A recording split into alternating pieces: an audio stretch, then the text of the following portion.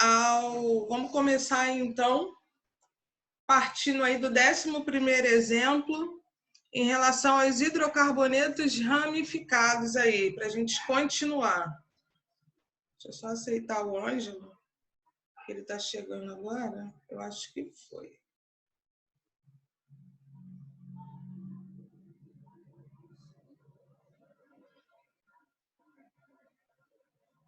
Então, ó, falando aí, continuando aí em relação à nomenclatura.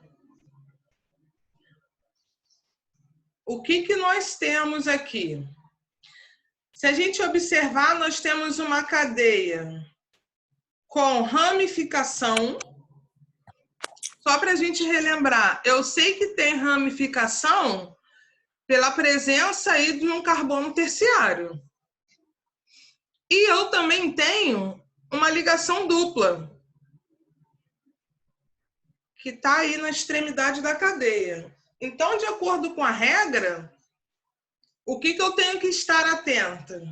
Que a menor numeração ela deve partir da insaturação, que é essa ligação dupla aí. Então, eu vou numerar sempre aí da direita para a esquerda, como está determinado aqui pela insaturação mais próxima aí da extremidade. E aí, como que ficaria essa nomenclatura aí? 3-metil, porque os nomes das ramificações sempre irão anteceder o nome da cadeia principal. Lembrando que eu tenho que separar o número por hífen da palavra, então vai ficar 3-metil-pente, -1-eno. Esse 1 está indicando o quê? A localização da minha insaturação. A minha insaturação, ela está entre o carbono 1 e 2. Então, eu sempre uso o quê? A menor numeração possível. Então, ficou o pente 1-eno. 11º exemplo. Ok para vocês? Uhum. Sim? Estão com alguma dúvida nisso ainda, gente? Sim ou não? Não. Eu passei uma atividadezinha lá para vocês fazerem até hoje, o final do dia, tá? Eu coloquei o link lá na nossa pasta do planejamento da aula de hoje. E aí vocês respondem lá no Google Formulário e enviam aí a resposta para mim, para eu dar uma conferida. É só uma atividade para vocês exercitarem, tá? Não está contabilizando, tá valendo ponto? Não. É para eu ver como que está o rendimento de vocês. Tudo bem? Tá bom. Sim, sim. Perfeito. Então, vamos lá. 12º exemplo. Mesma coisa, só que agora a minha insaturação ela é caracterizada pelo quê? Por uma ligação tripla. E aí que a gente não pode confundir. Se eu numerar da esquerda para a direita, eu vou ter a menor numeração na insaturação. Se eu numerar da direita para a esquerda, eu vou ter a menor numeração na ramificação. E aí, qual é a regra? A regra é que a gente sempre deve obedecer uma ordem de prioridade. Que ordem de prioridade é essa? Primeiro a insaturação, para depois a ramificação. Então, como eu tenho essas duas possibilidades aqui, eu vou começar a numerar a partir da extremidade mais próxima da insaturação, que é a ligação tripla. E aí o nome ficaria o quê? 5-metil-2-ino. 2-ino por quê? A insaturação está entre o carbono 2 e o 3, e eu identifico sempre pelo número menor. Seria aí o número 2. 13º exemplo. Bom, mesma coisa, né?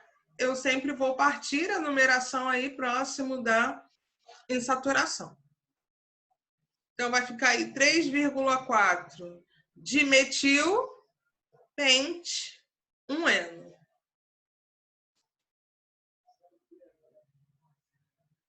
Décimo quarto exemplo, também demonstrando aí a insaturação. E aí eu começo a numerar próximo da insaturação.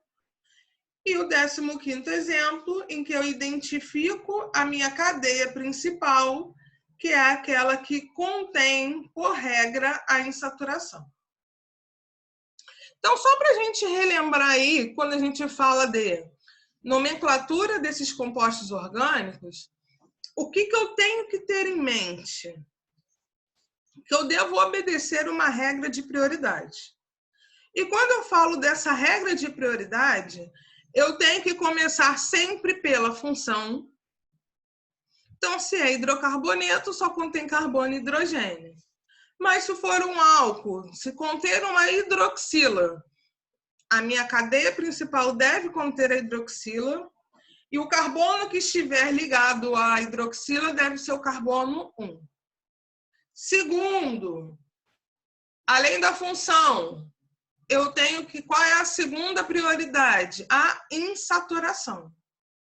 Então, função sempre tem prioridade diante da insaturação. E a insaturação vai ter prioridade diante de quem? Das ramificações. E aí, lembrando que se eu tenho um hidrocarboneto com uma gama de insaturações, eu tenho que escolher a cadeia principal, aquela que tiver o maior número de átomos de carbono e maior quantidade de ramificações. Ah, mas e a nomeação das ramificações que vão anteceder o nome da cadeia principal? Eu tenho que seguir que ordem? Ordem alfabética. Ok, galera? Sim, tranquilo. Tranquilo? Todo mundo aí? Yoko, que está chegando agora. Nitai. Pois é difícil, mas eu tô entendendo. Tá entendendo? Ayla. Ayla estava semana passada? Tava. Entendeu? Legal? Tava. Uhum. Ângelo, ficou alguma dúvida, Ângelo? Oi, então, dúvida não, só que é complicado, né? Na hora da prova vai ser chato de lembrar tudo isso daí, mas tudo bem, vamos seguir. Vamos seguir, mas vamos fazer o seguinte, vamos treinar também. Eu coloquei uma listinha hoje, devagar. Semana que vem vou colocar uma lista mais intensa, tá? E aí até o final vocês vão falar assim, isso aí é molezinha. Fala sério. Beleza. Beleza? Tem alguém falando aqui comigo no chat. Agora eu vou compartilhar a aula de hoje. Só para a gente falar aí de maneira breve. Não é isso.